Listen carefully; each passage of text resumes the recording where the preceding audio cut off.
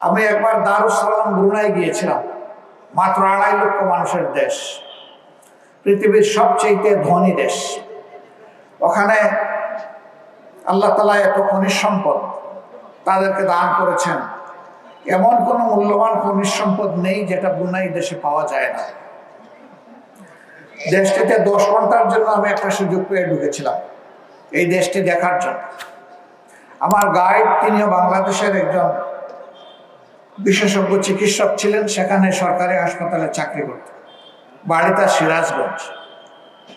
তিনি ঘুরে ঘুরে বিভিন্ন জায়গা দেখালেন, এর মাঝে রাজার রাজপ্রাসাদটিও দেখালেন। আমি দেখলাম রাজপ্রাসাদের সামনে পাশে কোথাও কোনো পুলিশ অথবা কোনো নিরাপত্তা রক্ষী আমার চোখে পড়ল না। আমি ভালো করে কুটে কুটে দেখলাম, কোনো সিসি ক্যামেরাও দেখলাম না। আমি আমার গাইডকে জিজ্ঞেস করলাম, এটা কি রাজার পরিত্যক্ত বাড়ি নাকি বর্তমান বাসস্থান? তিনি বললেন, না, এখানেই তো তিনি বসবাস করেন। আমি বললাম যে এই দেশের রাজার কোনো নিরাপত্তার প্রয়োজন হয় না? ওই তিনি তার নিরাপত্তা আল্লাহর হাতে ছেড়ে দিয়েছে। আমি বললাম যে কেন, তার দেশে তার কোনো দুশ্মন নাই? বলে, দুশ্মন থাকবে কেন? তিনি তার মানুষকে এতটাই ভালোবাসেন যে মানুষ তার জন্য পাগল। এসো কোরআনের ছায়া তোলে সমবেত হই, এসো আল্লাহ রাসূলের অনুগত হই। আসসালামু আলাইকুম ওয়া রাহমাতুল্লাহ। আলহামদুলিল্লাহ, আপনারা সবাই ভালো আছেন?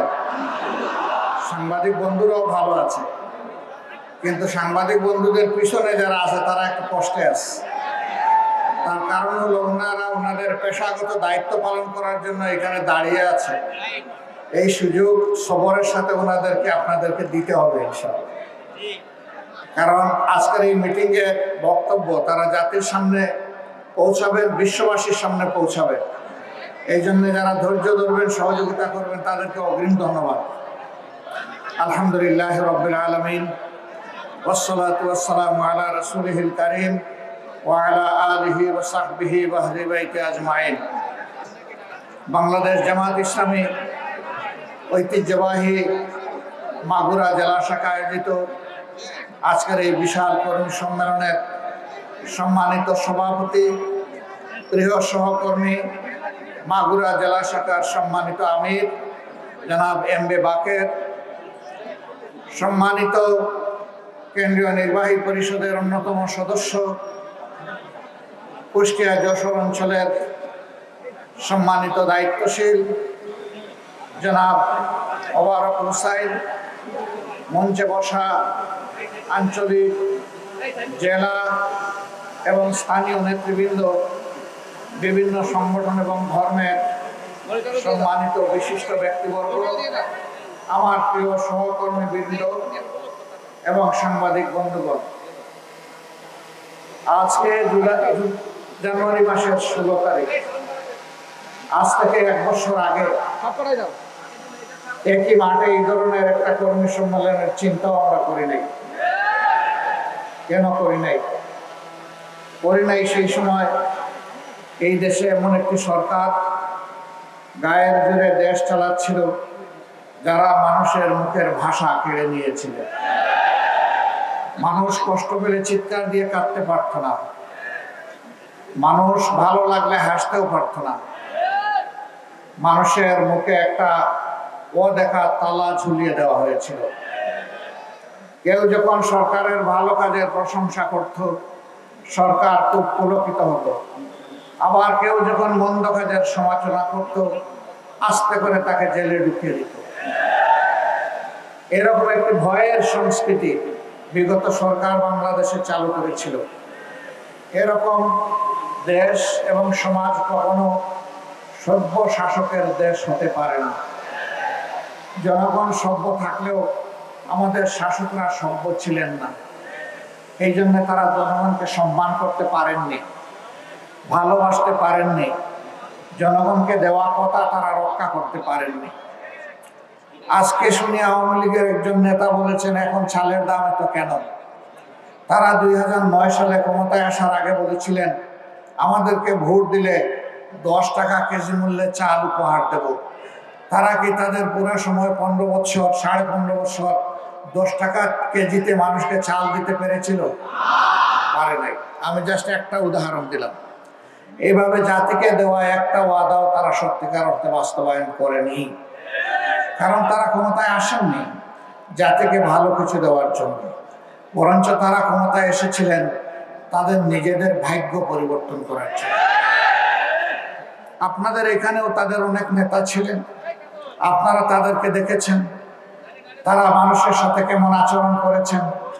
তারা এমপি হওয়ার আগে, নেতা হওয়ার আগে, মন্ত্রী হওয়ার আগে, তারা সচিব হওয়ার আগে কেমন ছিলেন, তাদের সহায় সম্পত্তি কেমন ছিল, আর 15 বছরে খেয়ে দেয়ে তারা কেমন মোটা তাজা হয়েছিলেন তা আপনারা দেখেছেন। এটি শুধু মাগুরায় নয়, এর চিত্র ছিল সারা বাংলাদেশ। তারা বলতেন, কেউ কেউ বলতেন যে এই দেশ থেকে আমার পাওয়ার কিছু নেই, আমার সব কিছু আমি হারিয়েছি, এখন এই দেশকে শুধু দেওয়ার পালা। হ্যাঁ, তারা দিয়েছেন, ছুপ ছুপ রক্ত আর খাড়ে খাড়ে লাশ উপহার দিয়েছে। এমন কোন জনপদ বাংলাদেশে নেই যেখানে তারা নির্দয়ভাবে হত্যাকাণ্ড সংগঠিত করেননি। এমনকি ক্ষমতার শেষ দিন পর্যন্ত তারা এই কাজটি করে শেষ পর্যন্ত দেশ থেকে তারা পালিয়ে গেছে। দেশ যদি আপনারই হয়ে থাকে, দেশকে, মাটিকে, মানুষকে যদি ভালোবেসে থাকেন, তাহলে পালাবেন কেন? শাসক স্বৈরাচারও হতে পারে, আবার সুশাসক শাসকও হতে পারে। আমি একবার দারুস সালাম ব্রুনাই গিয়েছিলাম, মাত্র 2.5 লক্ষ মানুষের দেশ, পৃথিবীর সবচেয়ে ধনী দেশ।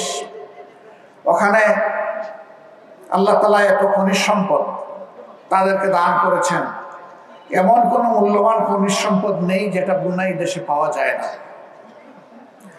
দেশটিতে 10 ঘন্টার জন্য আমি একটা সুযোগ পেয়ে ঢুকেছিলাম এই দেশটি দেখার জন্য। আমার গাইড, তিনিও বাংলাদেশের একজন বিশেষজ্ঞ চিকিৎসক ছিলেন, সেখানে সরকারি হাসপাতালে চাকরি করতেন, বাড়ি তার সিরাজগঞ্জ। তিনি ঘুরে ঘুরে বিভিন্ন জায়গা দেখালেন, এর মাঝে রাজার রাজপ্রাসাদটিও দেখালেন। আমি দেখলাম রাজপ্রাসাদের সামনে পাশে কোথাও কোনো পুলিশ অথবা কোনো নিরাপত্তা রক্ষী আমার চোখে পড়ল না। আমি ভালো করে কুটে কুটে দেখলাম, কোনো সিসি ক্যামেরাও দেখলাম না। আমি আমার গাইডকে জিজ্ঞেস করলাম, এটা কি রাজার পরিত্যক্ত বাড়ি নাকি বর্তমান বাসস্থান? তিনি বললেন, না, এখানেই তো তিনি বসবাস করেন। আমি বললাম যে এই দেশের রাজার কোনো নিরাপত্তার প্রয়োজন হয় না? ওই তিনি তার নিরাপত্তা আল্লাহর হাতে ছেড়ে দিয়েছে।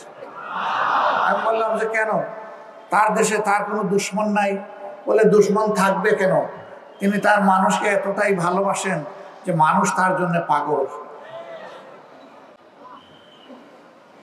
এই জন্য তিনি কোনো মানুষ নিরাপত্তার প্রয়োজন অনুভব করেন না। আমি বললাম, সেই পাগলামের 2-1টা নিদর্শন আমাকে দেখাতে পারবেন? উনি বললেন যে হাঁটতে হাঁটতে আপনি নিজেই দেখে নেবেন। হঠাৎ করে একটা গাড়ি সামনের দিক থেকে আসতেছে। এই গাড়ির আগে পিছনে অন্য কোনো গাড়ি কিংবা মোটর বাইক নাই। বললেন যে ওই যে রাজা মহোদয় আসতেছে, আপনার আজকে একটা সালাম পেয়ে যাবেন। তিনি রাস্তা দিয়ে গাড়ি চালাচ্ছেন আর অনবরত তার দেশের জনগণকে সালাম দিয়ে দিয়ে তিনি যাচ্ছেন। নিজেই ড্রাইভার, একাই গাড়িতে বসে আছেন, তার কোনো দেহরক্ষী পর্যন্ত দেখলাম না গাড়িতে। এরপরে তিনি বললেন যে এত রাস্তা আপনি অতিক্রম করলেন, কোথাও কি কোনো ট্রেন নজরে পড়েছে? আমি বললাম না তো। বললেন যে অন্য কোনো বাস আপনি দেখলেন পাবলিক ট্রান্সপোর্ট হিসেবে? আমি বললাম না, তাও তো দেখিনি। বললেন যে কত মানুষকে আপনি রাস্তায় হাঁটতে দেখেছেন? আমি বললাম না, খুব একটা, এটাও তো নজরে পড়লো না। তিনি বললেন যে এদেশের প্রত্যেকটি শ্রমিকেরও ব্যক্তিগত একটা গাড়ি আছে। এমনকি বাংলাদেশ থেকে এখানে 53,000 শ্রমিক, তিনি তখন বলেছিলেন আজ থেকে 4 বছর আগে, 5 বছর আগে, 19 সালে, যে 53,000 শ্রমিক বাংলাদেশেরও এখানে কাজ করে, তাদেরও প্রত্যেকের এখানে গাড়ি আছে, নিজস্ব গাড়ি। কারণ রাজা সব কিছু একাই লুটে পুটে খায় না। আল্লাহ যে সম্পদ দিয়েছেন, দেশের মানুষকে তা ভাগ করে দেয়। সন্ধ্যার পরে তিনি একটি গ্রাম এলাকায় আমাকে নিয়ে গেলেন। এটা তাদের ওয়াটার ভিলেজ, পানির উপরে, সমুদ্রের উপরে এই গ্রামটি তারা গড়ে তুলেছে। সেখানে গিয়ে দেখলাম কলেজ আছে, মাদ্রাসা আছে, ভালো ভালো মসজিদ আছে, ক্লাব আছে, খেলার মাঠও আর্টিফিশিয়ালি তৈরি করা হয়েছে, সামাজিক সমস্ত উপকরণ, মানুষের সুস্থ জীবন ধারণের জন্য হসপিটাল, সব কিছু আছে। আমি বললাম যে এরা স্থলভাগ থেকে ছেড়ে জলভাগে থাকে কেন? তিনি জবাব দিলেন যে এরা ব্যক্তিগতভাবে মৎস্যজীবী, পেশার দিক থেকে পানির সাথে তাদের গভীর সম্পর্ক, পানি তারা ছাড়তে চায় না। রাজা বহুবার চেষ্টা করেছে স্থলভাগে নিয়ে যাওয়ার, তারা যাবে না, এই জন্য এখানেই তাদেরকে স্থলভাগ বানিয়ে দিয়েছে রাজা। এই সমস্ত সামাজিক উপাদানগুলো এখানে রাজা তাদেরকে দিয়ে দিয়েছে। এটি রাজতন্ত্রের দেশ, সেখানে ভোট নাই, জনগণ ভোট দেয় না, কিন্তু রাজা তার দেশের জনগণকে তার অন্তরে ধারণ করে। এই জন্য রাজার কোনো সিকিউরিটির প্রয়োজন হয় না, রাজা সিকিউরিটি তার আল্লাহর হাতে সঁপে দিয়েছে। আমি বললাম যে কিসের বলে এমন সুন্দর একটি দেশে গড়তে পারল, এমন সুশাসক, সুবিবেচনা প্রসূত একজন শাসক হতে পারল? বললেন যে এই রাজা ব্যক্তিগতভাবে একজন আলেম এবং কোরআনের হাফেজ, তিনি কোরআনের আইনে এই দেশটা চালান। আমাকে নিয়ে গেল 7 তারকা হোটেলে, চোখ লেগে থাকে ওই হোটেলের দিকে তাকালে, কিন্তু মানুষের কোনো আনাগোনা লক্ষ্য করলাম না। জিজ্ঞাসা করলাম এমন কেন? একটি নয়নাভিরাম লেকের পাড়ে সুরম্য এই 7 তারকা হোটেল গড়ে তোলা হয়েছে। তিনি জবাব দিলেন এই দেশে আকাম কুকাম হয় না বলে অনেকে আসতে রাজি হয় না।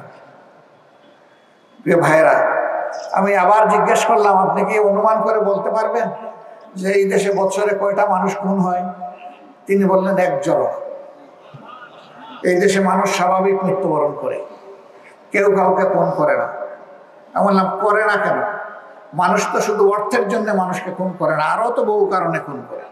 বলে যে এখানে শুধু রাজা না, প্রত্যেকটা মানুষকে ভালোবাসে। এখানে বিদেশিরা যারা কাজ করে তারা মনে করে এটা তাদের দেশ। বাংলাদেশি শ্রমিকদের কাছে 5-7 জনের কাছে উনি নিয়ে গেলেন, ওদেরকে জিজ্ঞেস করলাম ভাই তোমরা কেমন আছো? ওই দেশের চাইতে এখানে ভালো আছে। তো সে যদি যে দেশে কাজ করতে গিয়েছে সেই দেশটাকে নিজের দেশের চাইতে চমৎকার মনে করে, তাহলে ওই দেশকে ভালোবাসবে না কেন সে? আমি জিজ্ঞেস করলাম দেশটা কি তোমাদের নাকি অন্যদের? বলে যে কয়টা মুহূর্ত আছে এই দেশ আমার, এই দেশ আমাদের।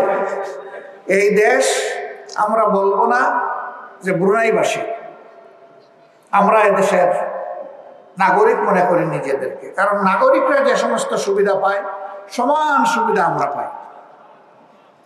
নাগরিকদের যেমন চিকিৎসা ফ্রি, আমাদেরও চিকিৎসা ফ্রি। নাগরিকদের ছেলেমেয়েদের লেখাপড়ার খরচ ফ্রি, আমাদেরও যাদের পরিবার আছে ছেলেমেয়ের লেখাপড়ার খরচ এখানে আমাদেরকে যোগান দিতে হয় না। এমন একটা সুন্দর দেশ, ছোট্ট মানুষের দেশ, সব মিলাইয়া 5.5 লক্ষ মানুষ সেখানে বসবাস করে। 3 লক্ষ মানুষ বাইরে থেকে সেখানে গিয়েছে বিভিন্ন কাজ এবং পেশা নিয়ে, আর 2.5 লক্ষ মানুষ তাদের দেশের জনগণ, আবাল বৃদ্ধ বনিতা। এটি দুনিয়ার একটা চমৎকার মডেল।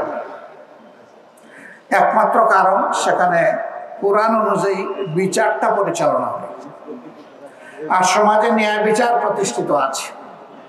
এই জন্য সমস্ত মানুষ তার অধিকার সে সঠিকভাবে বুঝে পায়।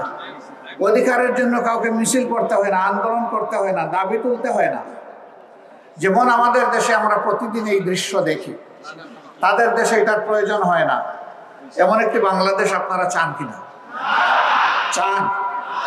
বাংলাদেশ জামায়াতে ইসলামী এই ধরনের একটি বাংলাদেশ গড়ার জন্যই লড়াই করছে। আমাদের ইতিহাস দীর্ঘ লড়াই এবং সংগ্রামের। আমাদের সাংগঠনিক জীবন 41 সাল থেকে বিবেচনা করলে আজকে 84 বছর। আমাদের মায়েরা রাসূল করিম সাল্লাল্লাহু আলাইহি সাল্লামের সাথে থেকে যুদ্ধ করেছে। আমাদের মায়েরা মহান শিক্ষকের দায়িত্ব পালন করেছেন, যারা ছিলেন রাসূল করিম সাল্লাল্লাহু আলাইহি সাল্লামের সম্মানিত স্ত্রী, আমাদের মা। তারা ব্যবসা করেছে, সমাজ পরিচালনায় তারা ভূমিকা রেখেছেন, রসুল করিম সাল্লাল্লাহু আলাইহি সাল্লাম যতদিন জীবিত ছিলেন তাকে পরামর্শ দিয়েছেন। তিনি যখন দুনিয়া থেকে বিদায় নিয়েছেন, 4 খলিফাকে তারা পরামর্শ দিয়েছেন। অতএব রাষ্ট্রের সকল ক্ষেত্রে মায়েরা লেগেছিলেন। এখন বলবেন সেই যুদ্ধে কি শুধু মুসলমানরাই অংশগ্রহণ করতে পারবে? না, রসুল করিম সাল্লাল্লাহু আলাইহি সাল্লামের সাথে যুদ্ধে সেই দেশে বসবাসকারী অন্য ধর্মের লোকেরাও সমান তালে থেকে দেশের শত্রুর বিরুদ্ধে লড়াই করেছে।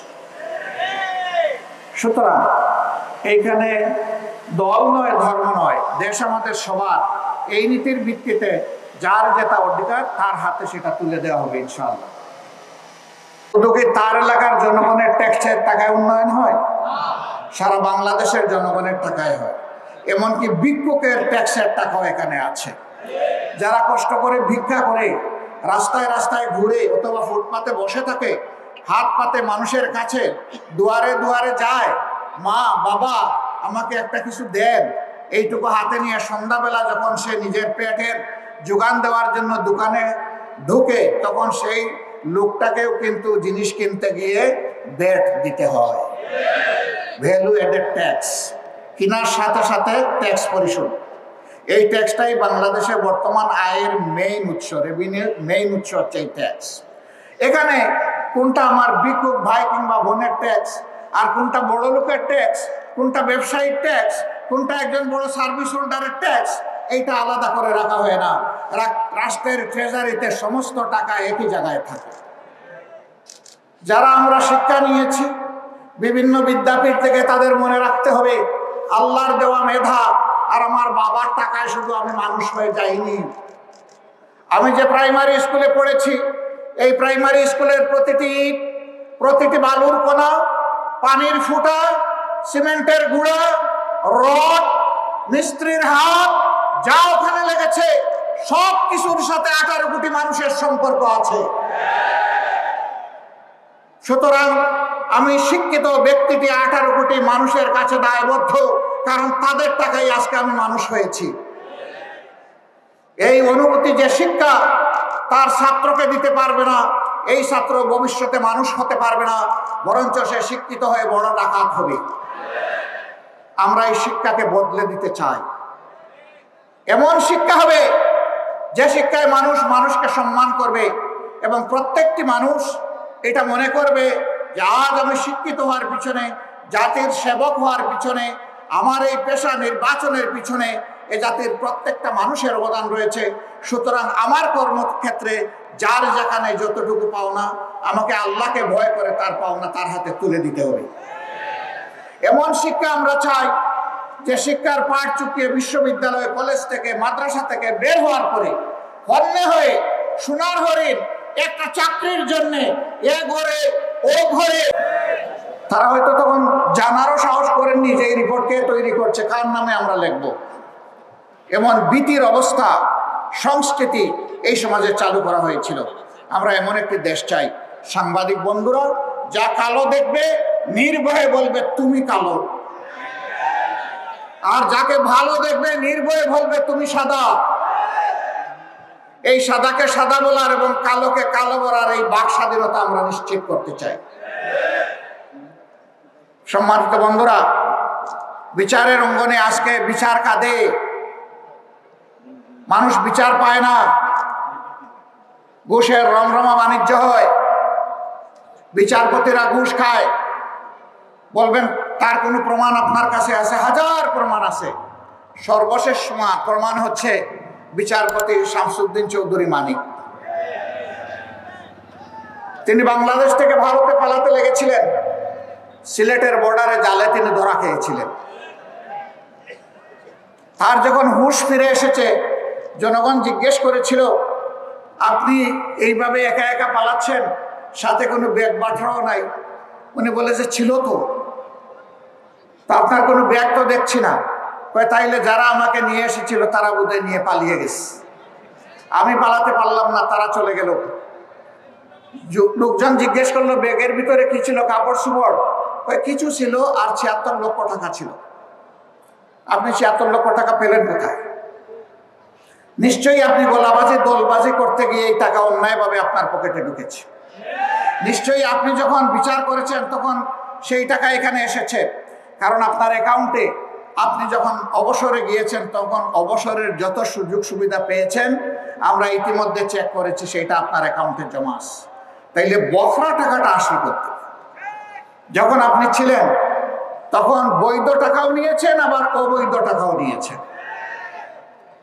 আমরা এমন বিচার নিশ্চিত করতে চাই যেখানে কোনো বিচারক, রাষ্ট্রের কোনো কর্মকর্তা, কোনো কর্মচারী তারা ঘুষের দিকে হাত বাড়ার আমার দুঃসাহস দেখাবে না।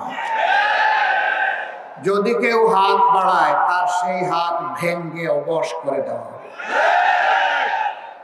যে ঘুষের দিন শেষ। এখন বলবেন অল্প বেতনে বাঁচবো কেমনে? হ্যাঁ, ইয়েস, এই মানবিক বিবেচনা সরকারকে নিতে হবে। আমার ডান দিকে সম্ভবত আপনারা ফায়ার সার্ভিসের লোক, এই দিকে পুলিশের লোক আমি দেখে এসেছি, অন্য বাহিনীর লোকেদেরকেও দেখেছি।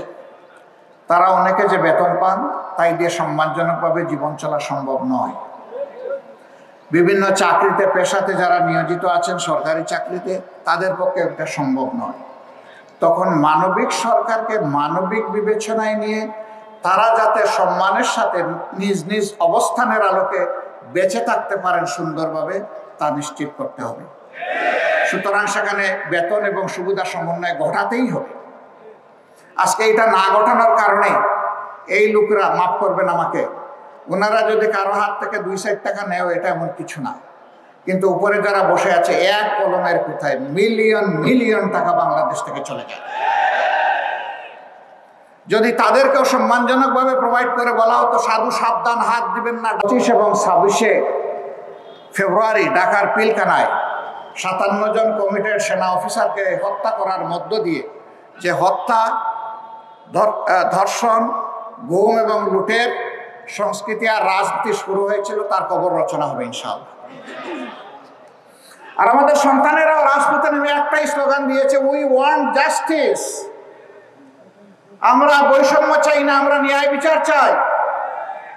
আমরা শহীদদের আত্মাকে কথা দিচ্ছি, আল্লাহ তাআলাকে কথা দিচ্ছি, শহীদদের বেঁচে থাকা আপনজনকে কথা দিচ্ছি, আহত পঙ্গু ভাই বোনদেরকে কথা দিচ্ছি, তোমাদের স্বপ্নের সেই সাম্যের বাংলাদেশ গড়ার জন্য আমরা অঙ্গীকারবদ্ধ।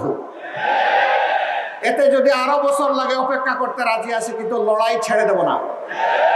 এ লড়াই আমাদের অব্যাহত থাকবে। এই লড়াইয়ে ইনশাল্লাহ এবার জনগণকে আমরা পাশে পাবো, কারণ ইতিমধ্যে জনগণ জানান দিয়েছে যে আমরা চাঁদাবাজ মুক্ত, দখলদার মুক্ত, বৈষম্য মুক্ত, ন্যায় এবং সাম্যের একটি বাংলাদেশ চাই।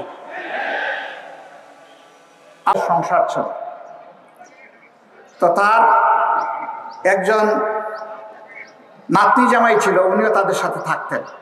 তো নাতনি জামাইয়ের ছেলে, সে একটা কাজ করে আর নাতনি জামাই একটা কাজ করে। ছেলে একটা চাকরি করে, আমি বললাম ওকে, তার চাকরি চলুক। আর নাতনি জামাই একটা পেশায় নিয়ে যেত। আমি বললাম যে এই পেশাটাকে আরো শক্তিশালী করতে হলে কি করা লাগবে। তারা একটা পরামর্শ দিলেন।